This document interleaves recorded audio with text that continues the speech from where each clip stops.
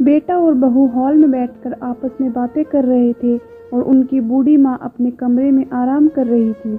बेटे और बहू की बातें माँ के कानों तक नहीं पहुँच रही थी।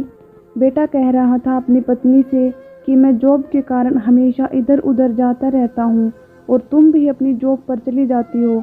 दिन भर घर पर कोई रहता नहीं है, ऐसे में माँ की देखभाल करने का समय भी नहीं मिल पाता। तो क्यों ना हम ऐसा करें कि माँ को वृद्ध आश्रम छोड़ दें। वहाँ पर माँ की अच्छी देखभाल भी हो जाएगी और हम उनसे जाकर मिलते भी रहेंगे। तब बहू कहती है, तुम्हारा दिमाग खराब हो गया है क्या?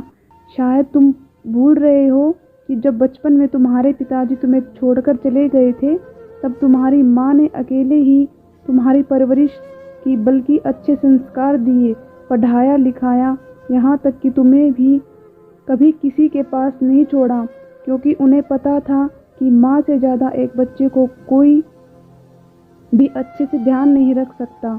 जब माँ काम पर जाती थी तो तुम्हें साथ लेकर जाती थी और तुम कहते हो माँ को वृद्धाश्रम छोड़ दे। अभी माँ को सबसे ज़्यादा हम लोगों के प्यार और साथ की, हम दोनों से ज़्यादा माँ का ध्यान कोई नहीं रख सकता। अगर मैं अपनी जॉब छोड़ भी देती हूँ तो मुझे कोई फ़र्क नहीं पड़ेगा। मैं घर पर रहकर भी ट्यूशन पढ़ा सकती हूँ, क्योंकि माँ के आशीष और प्यार से ज़्यादा कोई भी मूल्यवान नहीं है।